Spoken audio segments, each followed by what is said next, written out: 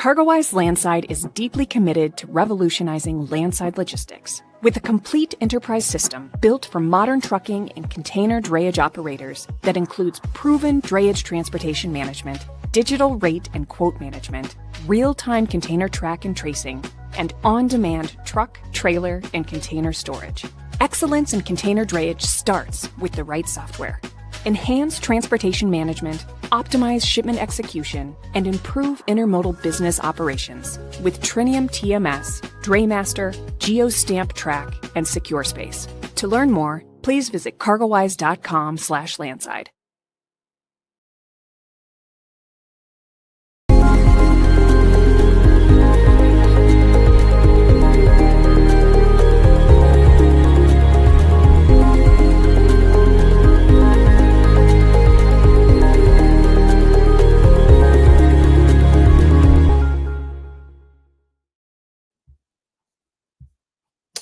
Hi, everyone.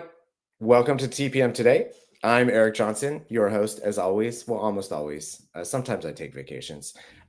Second and fourth Friday of every month, this is the place to talk about logistics, technology, all of the fun things that I love to cover and talk about both on the domestic and international side of things. I have an awesome guest today, someone I've known a very long time who knows a thing or two about both the truckload world and the technology space that's serving that truckload world, and especially a niche that is growing like gangbusters right now and how they're serving that niche. But before that, I wanted to say in advance, happy Father's Day to all the supply chain fathers out there. This is our weekend to celebrate. There's one or two things going on in the world, but make sure you take some time with the family and put the phones down, put the computers down, and actually like enjoy being a dad and be spoiled a little bit. So hopefully that's awaiting me on Sunday. I don't know. No one's told me anything yet, but I'll just presume that that's going to happen. One thing I wanted to mention: advance rates for Inland Distribution Conference, Inland 25, the Journal of Commerce's big event in Chicago, September 29th through October 1st. Advance rates end on June 22nd. So by the time my next show happens, advance rates will already have been gone. So if you want discounted registration for the event, grab your tickets now. What are you waiting for? We're like 3 months out now. And this is the most substantial conference in the world of truckload, LTL, intermodal, that's domestic and international drayage. We talk about this all, and we talk about real stuff, and we get real movers and shakers in the business to talk about it. So please join us in Chicago. I will, of course, be there talking about all things tech. All right, news of the week. I feel like I have to talk about this major deal that happened a couple weeks ago. It's been 3 weeks since my last show, so I have a lot of time to pick from, but this is the biggest story. WiseTech Global, probably the best known name in freight forwarding software in the world, if not the most sort of ubiquitous brand in that space, acquired a company called E2Open, which itself is a sort of composite of a bunch of different technology providers, each catering to different parts of supply chain planning, logistics, transportation, global trade compliance, all of these things. This is a huge acquisition for just in terms of the number of different components that are now being joined together. I wrote about the initial deal happening, and then I followed that up with a commentary about some of the things, the headwinds, honestly, that WiseTech is facing. WiseTech is no stranger to technology. I'm sorry, no stranger to acquisitions. They've made a ton of them over the years. It's how they've grown, part of how they've grown. This is the biggest one they've made. They took on debt to do it. E2Open is more shipper oriented, more shipper focused than anything else they've ever bought before.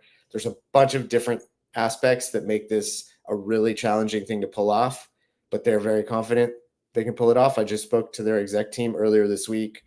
They have a very clear idea of how this is all going to work. Of course, if this was easy, everybody would make $2 billion acquisitions all the time. So the challenge is going to be in making this more than the sum of its parts. So lots more to come on that topic, and maybe I'll have someone in future episodes to sort of dissect this deal a little bit more granularly. But in the meantime, I want to shift gears, bring on my guest this week. Matt Silver is the CEO of, so I never know how to pronounce this. Is it Cargado? Is it Cargado? It's Cargado, right? Well, if you're in Quebec, it might be Cargado. Well, now that's a foreshadowing for what we might want to talk about. So, but it's no, I didn't know if there was a Spanish like component to it too, right? Because that's I don't want to mess up the name, but I just go Cargado, right? So that's the right one. Yeah. Okay. Cool.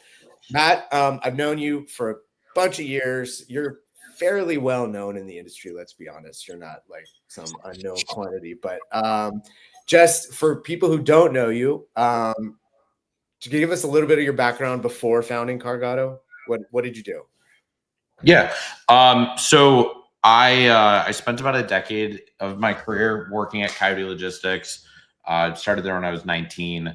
Ultimately ended up building out the Mexico department while I was there, and then spent a year focused on Canada. I left in 2018, started my own company, Forager, which you covered multiple times. And then we got acquired. We were a cross-border digital freight brokerage, and we got acquired by Arrive Logistics in January of 2022. That became their Mexico business. I helped integrate Forager and Arrive, and then left at the end of September 2023 and started Cargado at that point. Cool. All right. So what's, just real briefly, what's Cargado?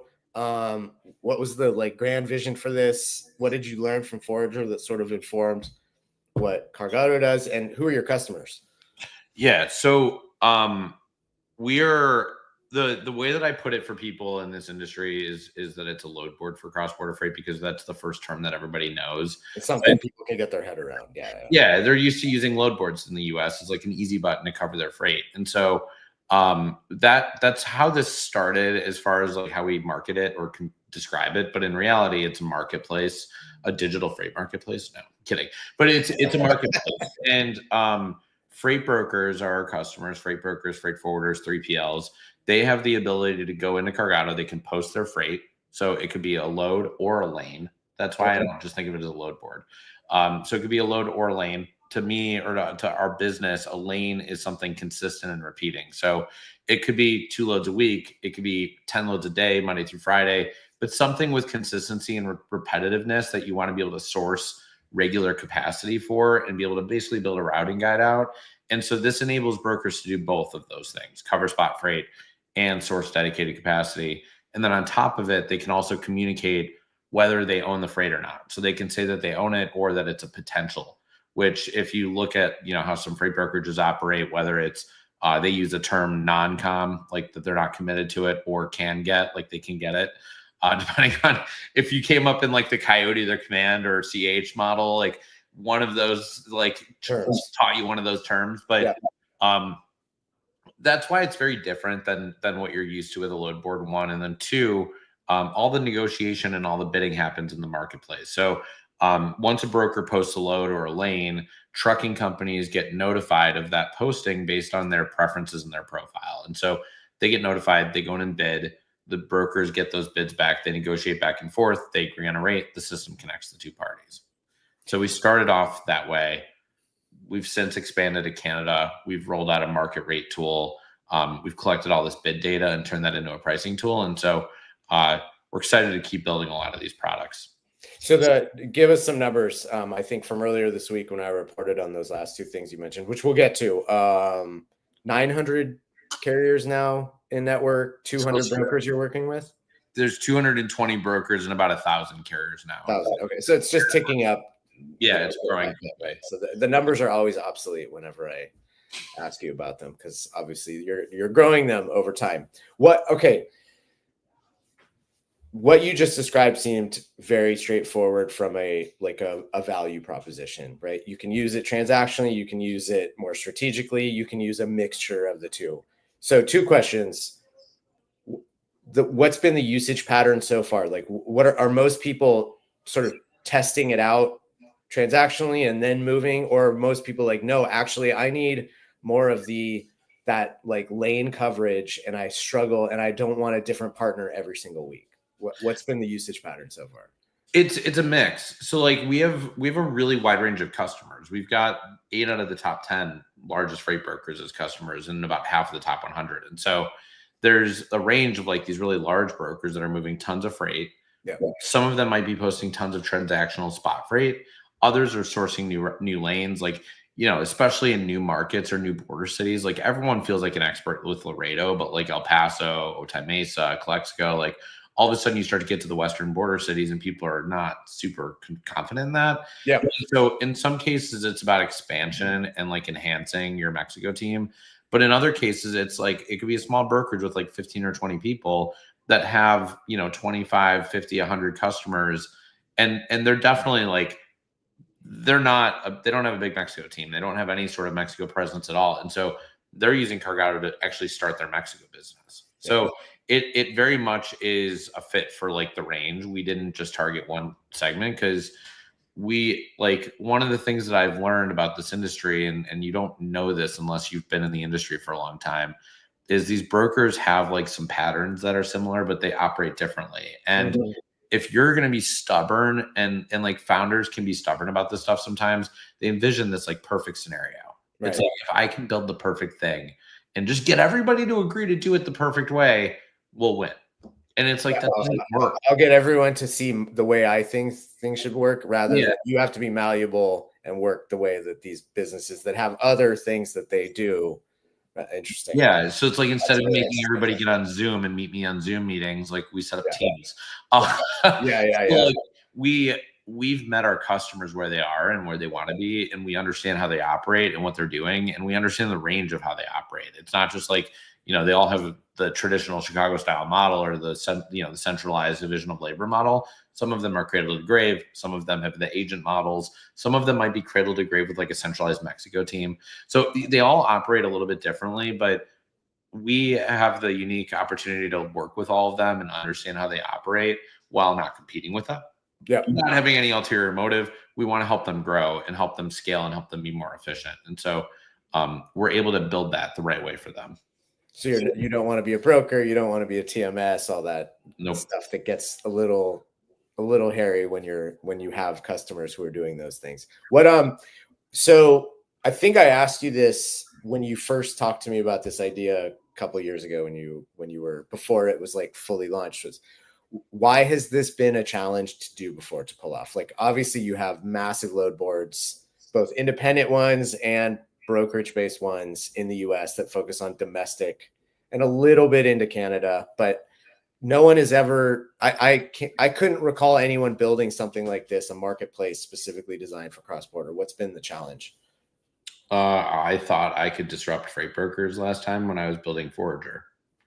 My thought was, I'll just connect shippers and carriers through our platform and they'll do all the work themselves. And that was rude awakening. That's not how it works. And so otherwise we would have built this several years earlier.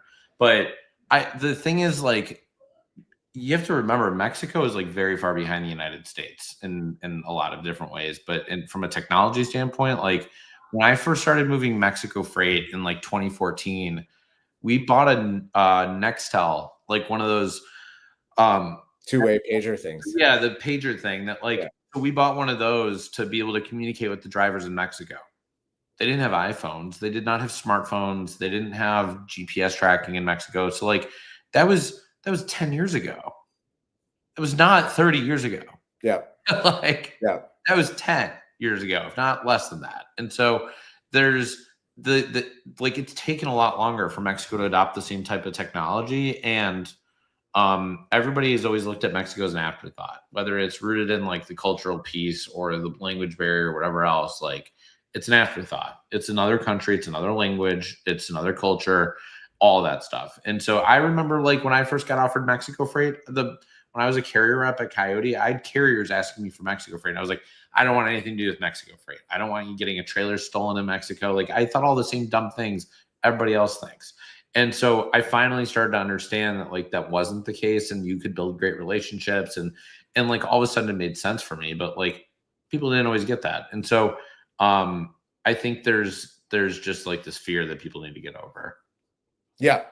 So it's interesting, right? So one thing I think about when I think about Mexico, where I'm like I have a lot to learn in terms of understanding the nuance. Like I try to surround myself with people like you and others who are in this market and catering to people in this market. But there's obviously a lot that seems opaque, and language is one issue. Just sort of business culture is another issue. But on the technology side, which, obviously that's what I focus on. I love making comparison. I spend a ton of time in India, and I love making comparison. First of all, I have this theory that Mexico and India are like counterparts in the different hemispheres. They're both like upside down triangles underneath a major country that sort of dominates their hemisphere economically. A lot of the food is the same. I'm digressing here, but where I'm going with this is India has been able to sort of leapfrog technologically, despite like a lot of infrastructure constraints. And the phone has been at the heart of it, and internet connectivity has been at the heart of it. Like people on the street have as much power in their hands as anybody. So are we seeing that in Mexico as well? From where you talked about in 2014, now is the driver like have all the tools they need in their cab just through the phone? No, I mean, they have more tools now, but they don't have all the tools. Like, I mean, look, everybody uses WhatsApp in Mexico. Same in India. Same. Yeah. Exactly the same. And they do business on and in Africa. And because there's a startup founder that I've talked to that's building something like this in Africa. Africa. Yeah.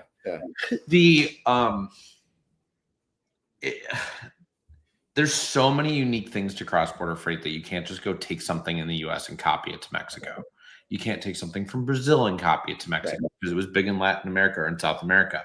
It doesn't just work. Mexico gets lumped into that like LATAM thing a lot. Yeah, everyone lumps it in LATAM. And it's like Mexico's here like supporting the United States primarily. It's not there are exports to other countries, but like that transportation movement going across the border is like feeding the US like supply chain ecosystem. And so it is we want to build all those things that people need in Mexico and in Canada because it's been underserved, and most of what's been built today has been for the US because everybody's chasing the US market. Right. Real quick, since we talked about LATAM, there's a question that came up in the comments. Have you thought about exporting this platform to other dynamic borders such as those in South America? Is that something that's like, I would imagine you have enough on your plate right now, but like, is that something down the road that you could foresee? Maybe. I mean, I was in Japan a couple months ago, and it was like, how do they move freight in Japan? But that's the natural, like, I remember you see the matrix behind the matrix, right? Yeah, well, you're like, oh, Yamamoto or whatever is like the biggest logistics company in Japan. But so we are very tied into like where our customers are and where they need us to go. And so like for us going from Mexico to Canada, like all of our customers are US freight brokers for the most part that move cross-border freight for both countries. And so that was natural. Not a whole lot of them are going, can you go to South America or Europe? Now, my belief is that one, like we have an exceptionally strong engineering team and technical team. The thing is available in 3 languages already, and it can be available in 15 languages if we wanted to turn that on tomorrow. And you don't move truckload freight in the US or in Mexico or in Canada or cross border the way that you do in Brazil or anywhere in South America or throughout Central America. It's just different. The equipment types are different. Everything else is different. And so our vision is to build the platform in a way that it can be scalable and move to any geo if needed. Yeah. But the way that I think about our product expansion or our business expansion overall is kind of in 3 different categories, which is product expansion. So we started with a marketplace, and then we added a data tool, which is the pricing market rates tool. There's geographic expansion. So we started with cross-border Mexico. We've actually got like a little intra-Mexico project that we've been doing that's like with a customer, and we'll eventually open that up to other people. And then we, went geographically to Canada as cross-border because those, tie together. And so from there, we'll go to domestic Canada and domestic Mexico. And that like allows us to keep spreading out and tackling other things that nobody else understands how to do. Yeah. And so that's geographic. And then the third piece is modal, I think. And so like right now it's all truckload for us, but we've had a lot, like most of the companies that own intermodal or that own containers in North America are customers of ours. And so doing something interesting with the intermodal networks and with drayage in Mexico and Canada, and like thinking through kind of all of that stuff and like how our ecosystem works, we want to build as much as possible to help people collaborate and help people communicate and help people work together better and help create more infrastructure. And so our thought process is very heavily rooted in like building the infrastructure for this industry, not just like some band-aids for a couple of things. So, okay, very interesting. I think that helps kind of give a little path of where you go from here. Let's go deeper into the rates tool that you launched earlier this week. In journalism terms, you sort of buried the lead a little bit because the Canada expansion is cool and interesting and geographic, but the rates thing is, I mean, rate benchmarking, rate analytics is never been more important. There's never been more of like, I think, a demand for it. So what exactly is it that you launched? What is it based on? How does it help a broker like in the moment make a decision? I think it's the coolest feature I've ever been part of building. So yes, we did bury the lead, and like it was a conversation, and I was like, should we have just done the market rates tool and then Canada? But there's reasons why we announced both of them. But so we've collected over 40,000 bids over the last like 14 months that we've been in business, or the product's been live publicly. Yeah, and publicly known, yeah. Well, like the load board launched April 1st of last year, so it's been about 14 months. So we've collected about 40,000 bids. We've taken those bids from the carriage in our marketplace, and we've combined all of that data. We've aggregated it and synthesized it. So like if you've got rates going from Guadalajara to Atlanta and from Monterey to Buffalo, New York, you can figure out the rate from Guadalajara to Buffalo. And so we initially built that out as like an export, and it basically was a giant spreadsheet with like 3,000 lanes or something like that in there that all had a low, medium, and high rate. So because of how much bid data we've been able to collect, we can tell people, hey, 25th percentile is here. So about 25% of bids are at this rate or below. About 50% of bids came in at this rate or below, and 75% here or below. And so it allows people, as they're thinking about pricing freight, whether they're pricing a spot load for today or tomorrow, especially for tomorrow, really, I'd go with that P75 rate. If they're doing an RFP and it's 10 loads a day and they're like wanting to get competitive and win some serious volume, probably go with P25 and think about, being more aggressive on that. And so our goal is to help people be able to make faster and better decisions. I always wished we had something like this at Forager and at Coyote and at Arrive. We built a pricing tool at Forager, but it was based on data that we put in. This is based on data that's coming in. So like very big difference is that we have no say whatsoever on like what that data looks like. It's coming, there's formulas and algorithms for that stuff, but it's data driven. It's not based on just like me going and saying, hey, I think Monterey to Laredo 600. Seems hot right now. Yeah. So let's adjust that. Cause like that was like part of our marketing pitch at Forager. Sure. But it doesn't work with shippers the same way. And so we realized like that's not a thing for shippers. This is a thing for brokers. And I just didn't build it right the first time. And so now, and you asked me that question about like what I learned from Forager, we were selling to the wrong audience. And so now that we're selling into the right people and building the products for them, it's been completely different. Why do you think? So, I mean, obviously I write a Journal of Commerce, like our sort of in the concentric circles of like who we write for. Shippers are at the heart of it. But like, because I write about tech and not all tech is directed at shippers, I sort of expand out from there.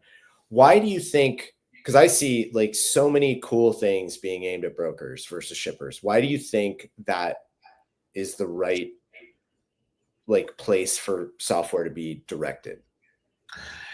Well, I mean, a good ship is a great example of software for shippers. Sure. No, it's not that doesn't exist, but I would say like for everyone like that's gotten traction with shippers, there's like 10 that I hear doing cool things for brokers. I'm just throwing that number out there. Totally.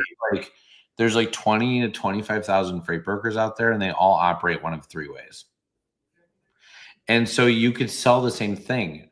Like we have like 2 or 3 different angles that we take with every sales pitch, right? Yeah. It's either you're a small broker that has an opportunity to get more unique and diverse and go get cross-border, or you're a big broker that already has cross-border and you need a better way to scale it. Yeah. And so like there's like somewhere in between there. That's like your middle market of that. But selling into shippers, like longer procurement cycle for a shipper in terms of making a decision on buying software or capacity or whatever they're getting. They're harder to sell into. They have more unique requirements. They see themselves at the top of the food chain and Totally. the ecosystem. And so they act differently. I remember like a shipper early on reached out, a very, very, very large shipper that does a lot of stuff with tech in this ecosystem reached out, and I got on a call and showed them what we were building. And at the end of the call, I was like, just so you know, this is not for shippers. like I got on here because you are who you are, and I'll talk to you because like I hear from shippers all the time. Like, can we use this now? It's like every conference they all want to talk to me, and I'm like, why didn't this happen when I was like, when you were actually building for them? But of course they want to talk to you when you're not like yeah, of course. It's like dating, you know, like as soon as you don't seem interested, they're very interested. Right? Yeah. So there you go. So I remember them going, you know, like, what do you think you could tweak to make this work for us? And I was just like, no. like everyone else goes, can you give me these buttons? And then after like the fifth conversation I have where they all ask for the same buttons that tell them whether the rates are going up or down, it's like, all right, they're all asking for the same thing because they'll operate the same way. Yeah. If you go show 5 different shippers this product, they're going to tell you 5 different things that they want. Totally. So like it's definitely, yeah, it's like a different thing. And like, I will say that like, that is a fairly unique thing for this industry. So like, I know a lot of venture investors that are investing in tech, and like, you think about all these AI agent businesses out there right now, like Happy Robot. And we made it 27 minutes before we got to AI agents. Amazing. So, but the question I have is like, why can't that business work for other businesses besides freight? Right.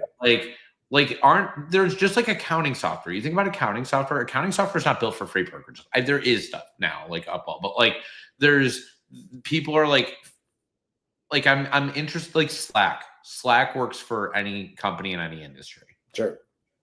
And so there is not a whole lot of functionality. Vuma is actually doing that. They're focusing on stuff outside of freight too. But like not a lot of these companies are doing that. They're all like hyper focused on an industry and a company in that industry. And it's not bad to do that, but like it does kind of, you know, put limits you on your TAM a little bit. Limits you. Yeah. Yeah. Okay. So it's interesting you brought up the agent stuff because I've had more, and this is probably the last question because we're running out of time. This goes too fast. Copycat ability to sort of replicate what you've built. Like on the AI agent side, I've had a bunch of people tell me that is going to be a bloodbath in terms of like 1,000 companies trying to do the same thing in a very small like process or niche. And they're going to have to figure out ways. How do you, like you've set the template now, and obviously you have engineering stuff in the background that you're not like sharing publicly, but like someone could go, oh, you know, Matt and Rylan, they figured out like how this works, and we just come in with like something that even if it's 85% is good, right? Like how do you sort of think about navigating that environment once this reaches like the critical mass, if it hasn't already? Once it reaches critical mass, how do you ever catch up to that? Yeah, fair. Okay, so before it reaches critical mass. Great, good point. Yeah, I think we're already kind of getting there though with Mexico. Okay. Like there will be other copycats. There probably already are. Yeah, I think I know of like 1 or 2 that are trying to like pivot into this now. Right. Like, dude, like you're a freight brokerage still. Not worried about it. The biggest reason why a company is not going to succeed is because of the team. It's almost always the team. It's almost always, what do they call it? Suicide, not homicide. In terms of like itself, like the team does it to themselves. Like it's self-inflicted. It's never somebody else. Some other big company that doesn't go kill a startup. Like usually the team is fighting, the founder is fighting. Like something doesn't go well. And so like the same thing that I always tell every founder is like, do not worry about your competition right now. Focus on building what you can build. Do it really well. Because if you're starting to go, what are they doing? What are they doing? Are you going to go take that and change your roadmap because of that? Yeah. No. And so it took us, you know, we got our full product up and running in like 5 months or something like that for the full load board in April of last year. And in the last year, we've expanded to Canada. We've added the market rates tool. We've added a bunch of other cool stuff in the feature in the product. And we still have over 2 years of runway left right now. So like we have plenty of time, plenty of resources to be able to keep building stuff that like everyone else is running in one direction. And I believe we're running in a different direction that people will appreciate. Run your own race. I think about that all the time too. So yeah. All right. Almost out of time. Well, we are out of time, but I have to ask this. Every guest gets this question at the end. Who's your favorite band or musician? And you have to tell me why. Oh my God. Everybody's going to give me so much garbage for this after, but Fall Out Boy. My 12-year-old son is like super pumped about your choice. So why them? I'm less pumped, but I'm interested to hear what the rationale is.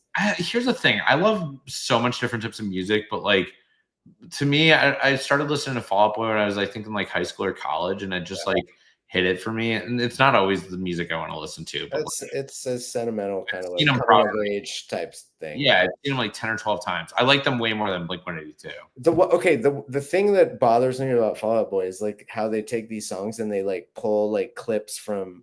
They basically recreate like theme songs from TV shows. That just drives me crazy. Like, I don't want to hear the Munsters song in the middle of a rock song. Like that was so weird. My son is obsessed with Spidey and Friends. And if your kids do they watch that? Have they? All right. So the theme song for Spidey and Friends is Patrick Stump, which is the singer from Fall Out Boy. Right. So the first time I heard that, I'm like, why does it sound like Fall Out Boy? Sounds familiar. It's like terrible lyrics. And then I realized it's not that. There's the thumbs up. It's Patrick Stump without, the songwriting skills that come from the other band. Well, Matt, I have to have you back on. There's still so much more to talk about, but thanks for joining. This was awesome. Where can people reach out to you? Oh, I have a newsletter, congratsonalltheprogress.com or LinkedIn or X. Yeah, those three things, or at one of a million conferences. I'll be in Laredo next week. Yeah, Matt's not hard to find. So I'm glad you could set aside some time for me today. Appreciate it. Have a great weekend and congrats on all the new launches this week. Thank you. I thought you were going to say congrats on all the progress. No, that too. Yeah. All right. I'll talk to you later. Talk to you soon. Bye. Sorry, we are way over, but there's still time for, if I don't tell a dad joke of the week on Father's Day weekend, then what am I even doing here? What is, it's a Star Wars one too. What's Darth Vader's least favorite temperature? I tested this out on a bunch of dads yesterday and they all got it. So you should get it if you think about it. What's Darth Vader's least favorite temperature? Lukewarm. It was right there if you thought about it. Thank you to Matt. Awesome discussion. Definitely check out what they're doing on the cross-border truckload front. Thank you to the Let's Talk supply chain team for making this so easy and fun for me. But most of all, thank you to everyone who tunes in each and every episode. I really appreciate the support. Only do it for you. I'll be back in 2 weeks with another great episode of TPM Today. Have a great weekend, everyone.